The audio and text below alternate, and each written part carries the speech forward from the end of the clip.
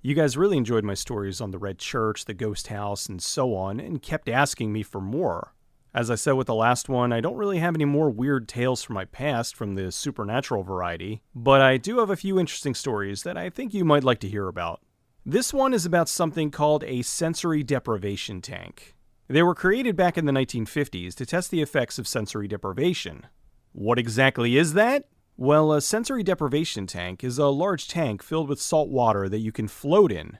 Everything in the tank is regulated, so the air in the water is the same temperature as your skin. The tank is set up to cut off all of your senses. It's pitch black, so you can't see. The water you're floating in is the same temperature as the air, so you can't feel. It's soundproof, so you can't hear. You can't smell anything, and unless you put your fingers in your mouth to taste the salt water, there's nothing there either. Essentially, it cuts off all of your senses, which sends your brain into overdrive.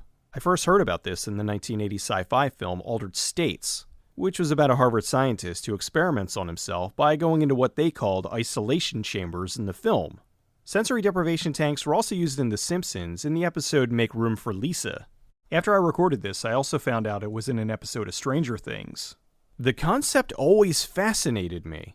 Years later, I was listening to the Joe Rogan podcast, and he was talking all about how much he loved sensory deprivation tanks. It's pretty well known that he dabbles in psychedelics, and he said what he experiences in there would hit him harder than any drug. Hearing this took me right back to Altered States, because if you've ever seen the movie, you know some messed up stuff happens. Now granted, I know it's largely fiction, but it was all just so intriguing. Joe mentioned a website called Where to Float or something of that sort, where you could put in your zip code and find a place with a tank near you. I was curious and found there was a place about 2 hours from where I lived at the time. I talked to my wife, who was still my girlfriend at the time, and convinced her that this was something we should check out. I set up an appointment, and about a week later, we headed out to, as they say, float. We get to the place and talk to the guy who owned the joint.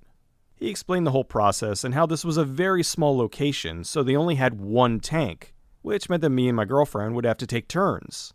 I let her go first and then spent the next hour chatting with the guy. I told him I found the place because of Joe Rogan, and he laughed because he said whenever Joe mentions floating on his show, he gets a bump in business.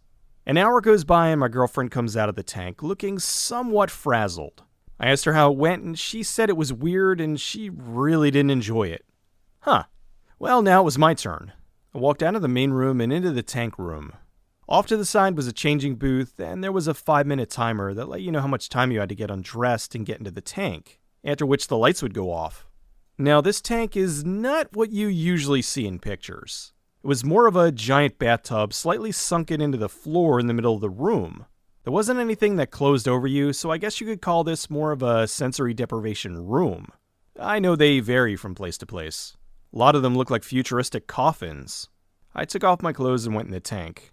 It was this unusual sensation. As a kid, you learned how to float in water, but with this, you didn't even need to use your body's natural buoyancy. The water is so heavily concentrated with Epsom salt, you float whether you want to or not. Kinda like the Dead Sea. I was laying in the water and waiting for the countdown timer to shut the lights off. After a few minutes, the lights dimmed and it went completely dark. It was now that I noticed that it was dead silent. So I'm laying completely naked in this giant vat of salt water in the dark. At first, I kind of felt silly. After a few minutes, I decided to relax and just see what happened. I tried closing my eyes and opening them, and it felt darker when my eyes were open. That was a weird feeling. I've been in dark rooms before, I mean, we've all been, but I've never been in a room that felt this dark. It had a weight to it, if that makes sense. I'm guessing perhaps it was the lack of sound and the vulnerableness I felt by being naked. Someone could run into the room and murder me, and my eyes would still be trying to adjust to the light before I had a chance to defend myself. I think there's potential for a horror film with that, or at least a scene. Anyway, as time went on, my mind started drifting. I began thinking about things I hadn't really thought about in years. Stuff from my childhood, events from my life I barely remembered, and so on. After a while, I started to see flashes of color.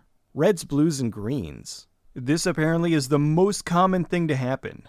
The best way I could describe it is like how when a flash goes off in your face and your eyes adjust back to normal.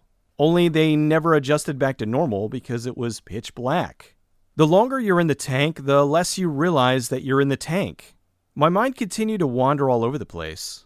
At first I thought this must be what it's like to fly, but then I remembered, oh right, I'd feel wind. Then it made me think more about what this must be like in space. Obviously, I couldn't survive the harshness of space without a suit unless I was a superhero. And well, then I started to think about this must be what it feels like to be a certain degree of superhero. I was just going where my mind was taking me. I felt a calmness and a relaxation I haven't felt before or since. With the absence of everything, it of course made me think about death. Is this what death is like? I've said before I'm agnostic, and I really have no idea what happens after we die. I do think, especially because of some of the things that have happened over my life, that there is some sort of afterlife. I just don't know what. I also had someone close to my family who was a ghost hunter, and he showed me some seriously weird stuff, but I'm not here to talk about that. So now that I was on this tangent, I started thinking about all the family and friends who died over the years. At this point, things started to get dark. It was dark in the room, but I meant I started having dark thoughts. I began remembering funerals and was flooded with a rush of emotions that one has when they're at said funerals. Only I was having them all at once. So imagine, if you will, every funeral you've ever been to all at the same time. That was unpleasant and not somewhere I wanted to stay. Not wanting to continue down this road, I started to try and think happier thoughts. Pleasant stuff like kittens and puppies and whatnot. It brought me out of there and I was able to relax again. I started to think about movies because most often that's what my brain just defaults to. I laughed at myself thinking if I stayed in this thing long enough, I could go super cyber brain like Job in The Lawnmower Man. The whole thing felt like hours, but my 1 hour was up and the lights slowly turned back on. They stayed low, just bright enough for me to get out and make my way to the stall where they had a shower so I could clean off the salt water. I felt great. Because of soaking in the Epsom salt for all that time, my skin was super soft. I also felt recharged. I thanked the guy and me and the missus went on our way. That night I went home and wrote bits and pieces of a script that I've never finished. Since then I've wanted to go again, but never did. Apparently, according to Rogan, they get more intense the more you use them. I guess you get your body trained to accept the lack of feeling, and you can move into the mindset quicker. A lot of articles I've read have had people use them for much longer, and had much more vivid hallucinations. I'm not sure why I never went back. Most likely due to the distance. It's not really convenient. Now that I'm talking about it though, I'm thinking about returning. If I do and you guys are interested enough, I'll do a follow-up video. So that's my story about the Sensory Deprivation Tank. If it sounds interesting to you, I think it's worth checking to see if there's any in your area. Like a lot of things in this world, I think it's something you should check out at least once. Who knows what'll happen to you? You won't start regressing genetically like in altered states, but you might remember some lost memory or come up with an idea for something great. Or you may just sit in a vat of salt water for an hour and think it's a waste of time. At least your skin will feel nice.